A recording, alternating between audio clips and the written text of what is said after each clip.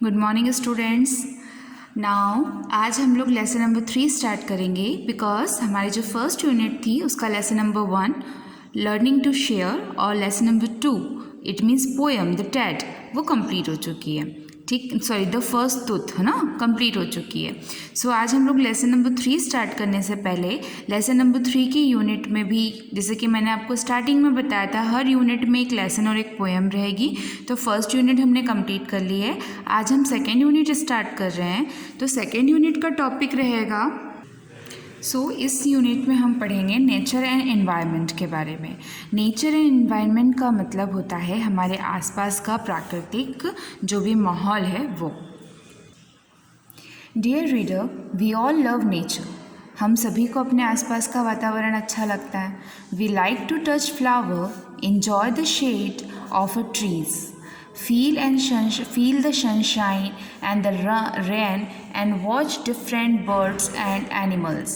हमें अपने आसपास का वातावरण अच्छा लगता है, फूलों को छूना, पेड़ की छांव में बैठना।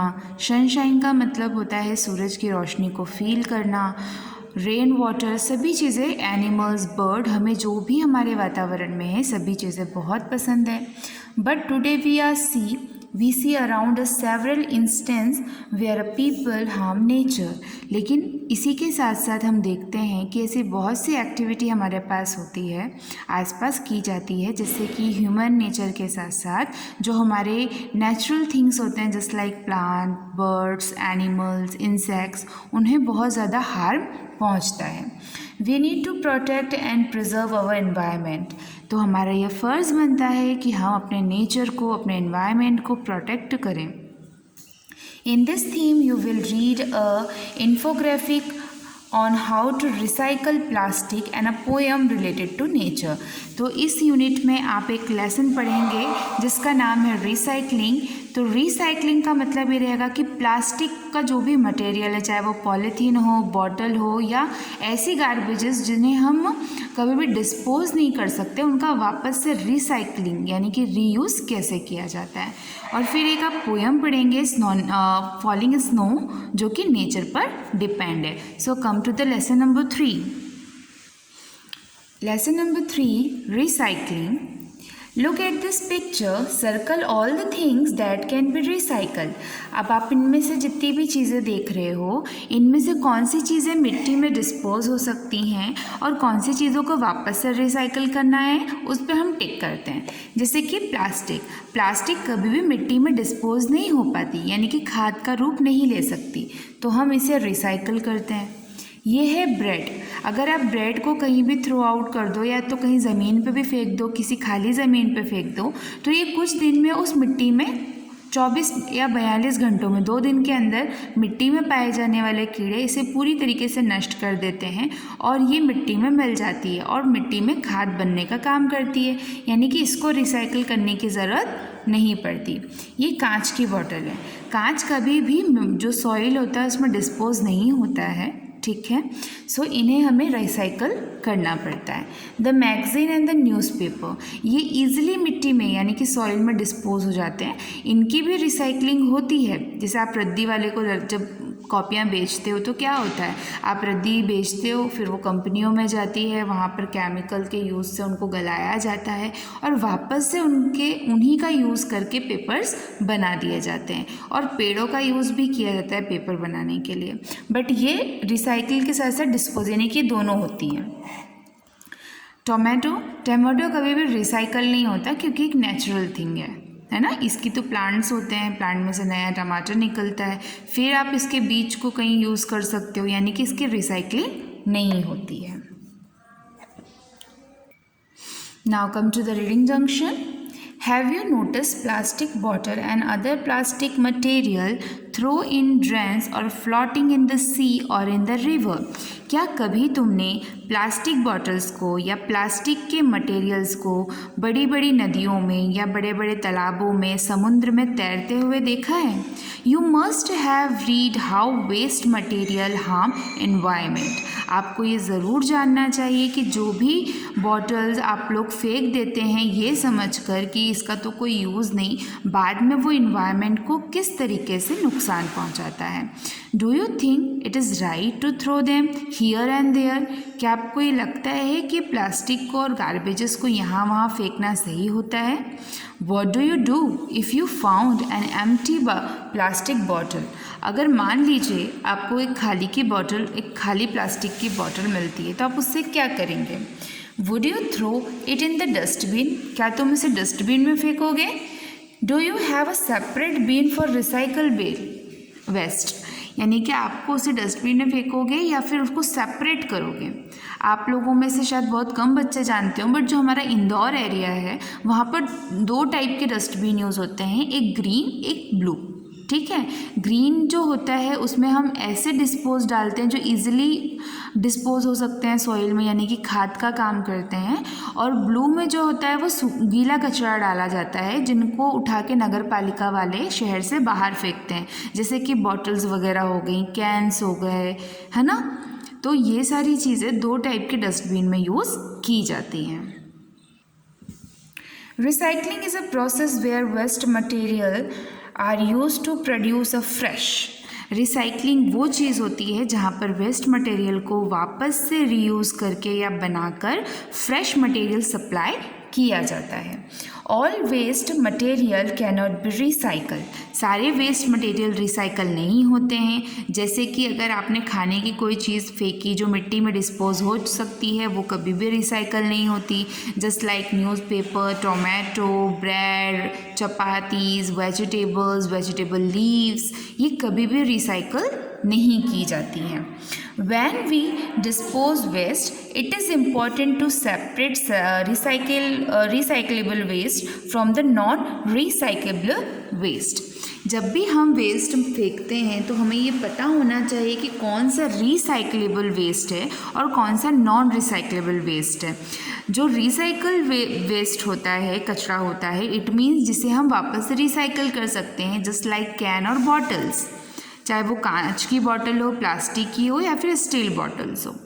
और नॉन रिसाइकल क्या होता है? जिन्हें हम रिसाइकल नहीं कर सकते। Recycle waste can be put to good use without posing and threat environment. Plastic is a recyclable waste.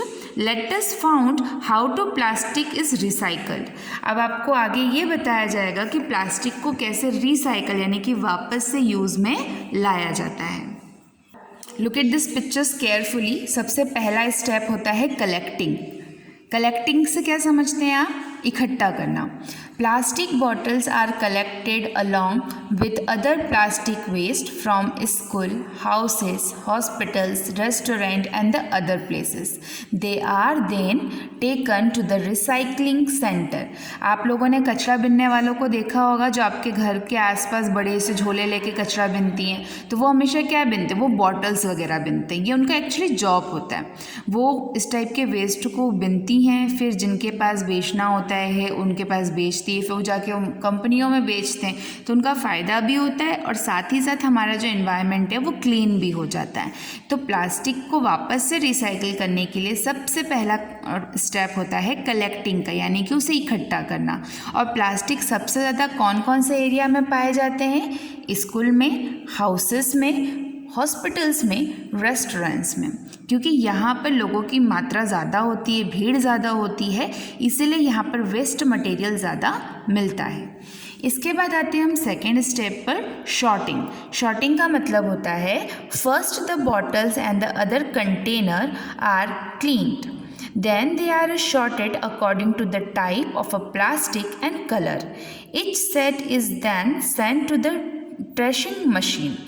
अब यहाँ तो सब बिन के लिए आए, यहाँ पर क्या किया जाता है? जब वो कंपनी में पहुँचाया जाता है तो कंपनी में सारे प्लास्टिक को उनके कलर, उनके साइज़ और उनके मटेरियल के हिसाब से अलग अलग कर दिया जाता है और फिर उनको श्रेडिंग मशीन में, जहाँ पर उनको श्रेड का मतलब होता है कि सपोज़ एक ऐसी मशीन जहाँ पर आपने प्लास्टिक डाल दिया और वो बिल्कुल टुकड़े टुकड़े में डिवाइड हो गया।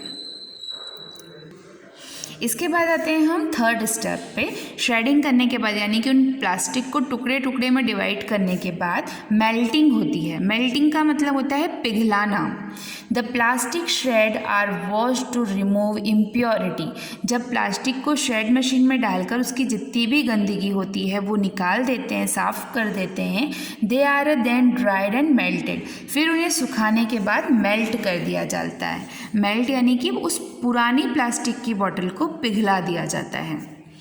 इसके बाद फ्लैकिंग फोर्थ स्टेप होता है। The plastic is then shaped into thin flakes. The flakes are again washed and dry. Flakes का मतलब होता है इस तरह की पॉलीथीन जो आप लोग देखते होंगे, ठीक है। तो प्लास्टिक को पिघलाने के बाद पॉलीथीन्स में कन्वर्ट कर दिया जाता है। कुछ पॉलीथीन्स मार्केट में निकाल दी जाती हैं और उन्हीं पॉलीथीन्स को फिर से वॉश करके और मेल्ट करके यूटेंसिल्स में यानी कि जो भी आपके काम की चीज़ें रहती हैं उनमें कन्वर्ट कर देते हैं। अब लास्ट फिफ्थ स्टेप होता है प्लास्टिक से प्रोडक्ट बनाने का। प्रोडक्ट का मतलब होता है सामान। तो देखते हैं कौन कौन से सामान बनाए जाते हैं। The flakes can be now be turn into many fine strings which can be used to make a wide variety of product like waterproof garment, carpet and so on.